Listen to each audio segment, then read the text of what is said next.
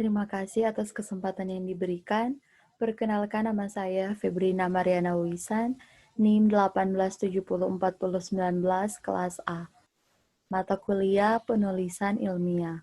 Dengan soal yang pertama, jelaskan dengan singkat definisi manuskrip, konsep dan ciri-ciri karya ilmiah, dan sistematika penulisan karya ilmiah. Jawaban, manuskrip merupakan naskah tulisan tangan yang menjadi kajian fisiologi atau naskah, baik tulisan tangan dengan pena pensil maupun ketikan atau bukan cetakan. Ciri-ciri karya ilmiah ialah A. Reproduktif, artinya karya ilmiah ditulis oleh peneliti atau penulis harus diterima dan dimaknai oleh pembacanya sesuai dengan makna yang ingin disampaikan. B. Tidak ambigu, sebuah karya ilmiah harus memberikan pemahaman secara detail dan tidak dikemas dengan bahasa yang tidak membingungkan. C. Tidak emotif, artinya karya ilmiah harus memaparkan fakta yang didapatkan dari hasil analisis penelitian, bukan dari perasaan subjektif dari penulisnya. D. Menggunakan bahasa baku agar mudah dipahami. E. Menggunakan kaidah keilmuan bertujuan untuk menunjukkan bahwa peneliti atau penulisnya memiliki kapabilitas pada bidang kajian yang dibahas dalam karya ilmiah. F. Bersifat dekoratif, artinya penulis karya ilmiah harus menggunakan istilah atau kata yang memiliki satu makna. G. Terdapat kohesi, artinya karya ilmiah harus memiliki kesinambungan antar bagian dan babnya dan bersifat straightforward, maksudnya ialah tidak bertele-tele atau tepat sasaran. H. Bersifat objektif, hal ini sangat penting karena karya ilmiah tidak dibuat berdasarkan perasaan penulisnya. Karya ilmiah harus menunjukkan fakta-fakta dan data-data dari hasil analisisnya. I. Menggunakan kalimat efektif. Tujuan penggunaan kalimat dalam karya ilmiah agar pembaca tidak dipusingkan dengan penggunaan kalimat yang berputar-putar. Selanjutnya, sistematika penulisan karya ilmiah. Yang pertama, bagian pembuka. Bagian pembuka karya ilmiah umumnya terdiri atas beberapa bagian sebagai berikut. Sampul, halaman judul, halaman pengesahan, kata pengantar, daftar isi, dan abstrak. Kedua, pendahuluan.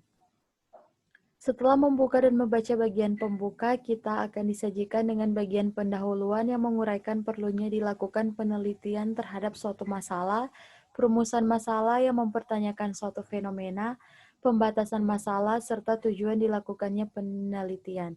Bagian pendahuluan umumnya terdiri atas beberapa bagian, seperti latar belakang masalah, perumusan masalah, pembahasan atau pembatasan masalah, dan tujuan penelitian. Yang ketiga, pembahasan. Pembahasan dalam karya ilmiah berisi hal-hal sebagai berikut. Pembahasan teori, kerangka pemikiran dan argumentasi keilmuan, dan pengajuan hipotesis. Yang keempat, metodologi penelitian. Metodologi penelitian mencakup uraian dan penjelasan mengenai metode yang digunakan dalam penelitian. Kelima, hasil penelitian. Hasil penelitian umumnya berisi uraian dan penjelasan tentang hasil dari proses penelitian yang telah dilakukan. Yang keenam, penutup. Bagian penutup suatu karya tulis berisi simpulan dan saran. Selanjutnya, soal nomor 2. Jelaskan hal-hal yang dibutuhkan saat melakukan perencanaan penulisan ilmiah. Jawabannya yang pertama, pemilihan topik. Dalam penulisannya harus mengikuti kaidah kebenaran isi, metode kajian, serta tata cara penulisannya yang bersifat keilmuan. Salah satu cara untuk memenuhi kaidah tersebut adalah dengan melakukan pemilihan topik yang jelas dan spesifik. Bila topik telah ditentukan, kita masih harus memfokuskan topik tersebut agar dalam penulisannya tetap tepat sasaran. Beberapa langkah yang dapat ditempuh dalam memfokuskan topik. Yang pertama, fokuskan topik agar mudah dikelola. Yang kedua, ajukan pertanyaan. Selanjutnya, pembatasan topik. Membatasi topik tulisan menjadi lebih spesifik akan membantu penulis dalam mengulas tulisannya bisa lebih gamblang dan mendalam, sehingga karangan atau tulisan yang dihasilkan betul-betul menjadi sebuah karya tulis yang bermutu. Selanjutnya, pemilihan judul. Pemilihan judul merupakan tahap yang sangat krusial. Berikut beberapa tips untuk pemilihan judul. Yang pertama, to the point atau langsung ke inti gagasan. Yang kedua, singkat dan padat. Judul penulisan ilmiah harus ringkas dan padat. Yang ketiga, memancing rasa ingin tahu pembaca. Selanjutnya, menentukan tujuan tulisan. Menetapkan tujuan yaitu menyampaikan maksud dari penulisan ilmiah atau penelitian yang akan dibuat, sehingga pembaca dapat mengetahui manfaat yang diperoleh dari karangan ilmiah tersebut. Tujuan penulisan sendiri dapat dirumuskan dalam bentuk tesis. Selanjutnya, menentukan kerangka karangan. Kerangka karangan menguraikan tiap topik atau masalah menjadi beberapa bahasan yang lebih fokus dan terukur. Kerangka ini merupakan catatan kecil yang sewaktu-waktu dapat berubah dengan tujuan untuk mencapai tahap yang sempurna. Selanjutnya, langkah-langkah penulisan ilmiah, yaitu melakukan observasi dan menetapkan masalah dan tujuan, menyusun hipotesis, menyusun rancangan penelitian, melaksanakan percobaan berdasarkan metode yang direncanakan, melaksanakan pengamatan dan pengumpulan data, menganalisis dan menginterpretasikan data, merumuskan kesimpulan, dan yang terakhir melaporkan hasil penelitian. Selanjutnya nomor 3 dengan soal jelaskan hal-hal prinsip dalam penelusuran kepustakaan. Prinsip dalam penelusuran kepustakaan yang pertama prinsip kemutahiran. Prinsip kemutahiran sangat penting dalam pengambilan buku sebagai sumber tinjauan pustaka.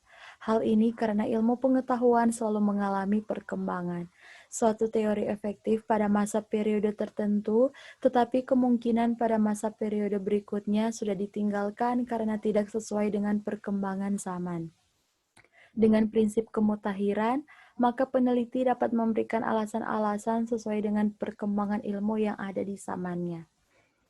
Yang kedua, prinsip relevansi. Prinsip relevansi akan menghasilkan tinjauan pustaka yang sesuai yang terkait dengan bidang atau topik penelitian.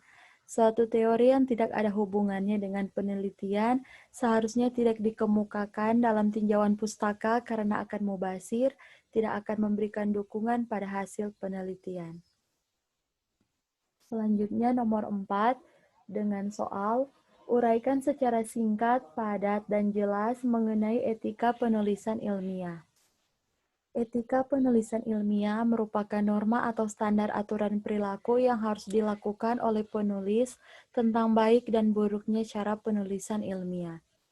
Etika penulisan ilmiah bertujuan untuk yang pertama, menjamin akurasi temuan penelitian dan pengembangan ilmu pengetahuan. Yang kedua, untuk melindungi hak kekayaan intelektual peneliti. Yang ketiga, untuk melindungi objek penelitian dari pemalsuan dan kerusakan. Yang keempat, menjaga reputasi ilmuwan. Dan yang kelima, menegakkan etika moral dalam berperilaku. Selanjutnya nomor 5 dengan soal berikan penjelasan mengenai cara menulis sitasi.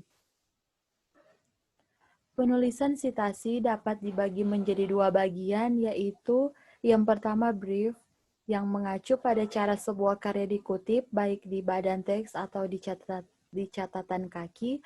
Yang kedua full, yang mengacu pada cara kutipan itu akan dikutip dalam bibliografi atau daftar pustaka. Yang pertama, menulis sitasi di kalimat awal teks terdiri dari menulis sitasi dengan satu penulis, menulis sitasi dua penulis, dan menulis sitasi yang lebih dua penulis. Yang kedua, sumber sitasi di akhir kalimat terdiri dari satu penulis, dua penulis, lebih dari dua penulis.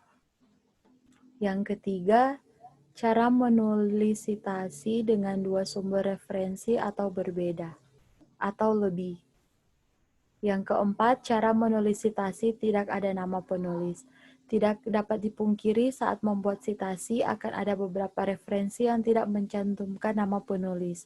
Maka dari itu ada beberapa tips cara menuliskan ke dalam sitasi. Misalnya kita bisa mencantumkan atau menyebutkan lembaga atau badan yang tertulis di identitas buku sebagai contoh sebagai berikut.